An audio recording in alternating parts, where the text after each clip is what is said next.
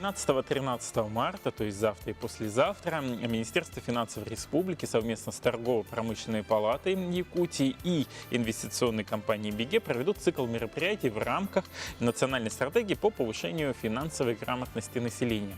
Что это за мероприятие, о том, как повышать грамотность населения в вопросах финансов, мы поговорим с нашим гостем. Это Сергей Сафронов, который является консультантом данного проекта Министерства финансов России. И называется он «Содействие повышению уровня финансовой грамотности населения и развитию финансового образования в России». Вот так вот все сложно, но на самом деле просто. Доброе утро, Сергей. Доброе утро, Иван. Ну вот первый же вопрос. Какие именно мероприятия планируются в рамках вот этой, ну скажем так, выставки, совещания, семинара? Да, ну, это как бы цикл мероприятий, направленный на повышение финансовой грамотности. И конкретно завтра я бы хотел пригласить наших телезрителей на открытый бесплатный семинар, который будет проводиться в Полярной звезде, конференц-зал Якут в 7 часов вечера. Этот семинар проведут руководители Московской биржи, которые в первый раз в городе Якутске. Я считаю, это очень значимое событие. Они проведут семинар под названием «Инвестиционные возможности и инструменты для частных инвесторов на фондовом рынке».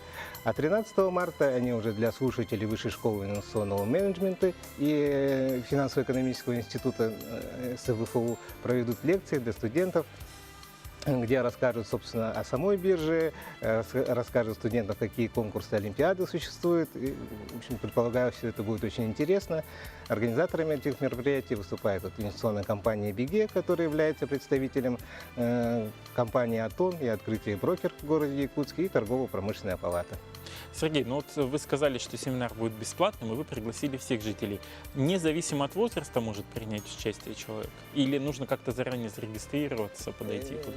Нет, заранее регистрироваться не надо. В принципе, любой человек может прийти, может даже школьникам, для кого это интересно. Я считаю, что наоборот, скажем, для молодого поколения это особенно актуально, поскольку именно у них есть возможность делать какие-то долгосрочные инвестиции. Ну и для, скажем, людей в возрасте это тоже, я считаю, будет очень полезно. Что нового и интересного, возможно, услышат жители на этих лекциях? Ну, в первую очередь, этот семинар направлен на повышение финансовой грамотности. Руководители Московской биржи расскажут о самой бирже, о каких там инструменты торгуются, расскажут о налоговых льготах, ну, о тех вещах, о которых вот можно будет прямо из первых уст узнать у них, и о тех возможностях и тонкостях, которые существуют на российском рынке. Ну вот мы понимаем о том, что сейчас ситуация в экономике страны пусть улучшается, но тем не менее остается достаточно сложной, и люди больше экономят на каждой мелочи, чтобы, по крайней мере, только основные нужды свои реализовать посредством финансов. Актуальны ли это сейчас, эти темы? Да, соглашусь с вами, действительно, мы часто сталкиваемся с людьми, которые действительно говорят, о каких инвестициях можно вести речь, если нам едва-едва хватает там доходов на текущие расходы. Ну, что по этому поводу можно сказать? На самом деле, да, действительно, это имеет место, доходы населения упали, но с другой стороны, да, та же, скажем, статистика и исследования показывают, да, что, в принципе, любой практически человек, да, 10% от своего дохода может позволить себе откладывать. Другое дело, что здесь нужно именно грамотное финансовое поведение, да, то есть должны быть цели какие-то, да, должна быть дисциплина, и тогда, скажем, даже с доходом, я считаю, там 20 тысяч рублей, да, человек в месяц, да, 2000 рублей вполне может откладывать. В нашей же ситуации часто бывает, что люди, наоборот, больше закредитованы. Второе, да, ну, хотелось бы тоже обратить внимание, что очень много финансовых пирамид постоянно. Вот, недавно вот было Кэшбери, после этого еще вот OneCoin, еще, ну, Максирайс, да. И все они собирают полные залы, люди, соответственно, вкладывают туда деньги, теряют там миллионы рублей, то есть какие-то деньги у населения есть. И третье, что хотелось бы сказать, да, вот, скажем, мы изучали статистику банковскую, на тех же банковских депозитах тоже лежат там десятки миллиардов рублей.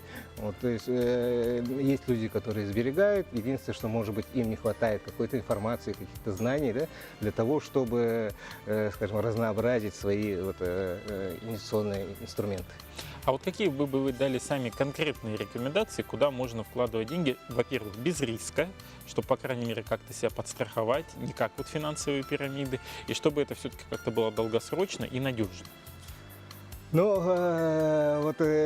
желание вот каждого, да, вот клиента без риска, долгосрочно, надежно и еще, чтобы доходность была очень высокая. Но понятно, да, что вот все вместе в пакете идеально не бывает, да, вот, поэтому здесь действительно, ну, нельзя ложить, вот, скажем, яйца в одну корзину, нужна диверсификация, скажем, те деньги, которые у вас предназначены там, как финансовая подушка безопасности, те, которые могут понадобиться в любой момент, да, в случае, там, допустим, потери каких-то там текущих доходов, да, в размере обычно это 3-6 месячных трат, да, они должны храниться в очень надежных ликвидных инструментах типа банковских депозитов.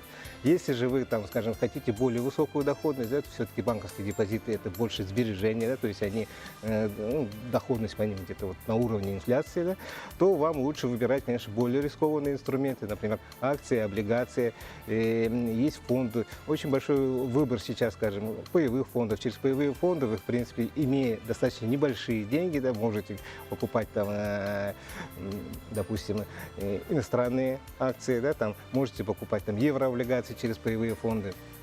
Если вы, скажем, если у вас уже более большой капитал, да, вы можете напрямую вкладываться в еврооблигации, в фонды и так далее. То есть масса инструментов.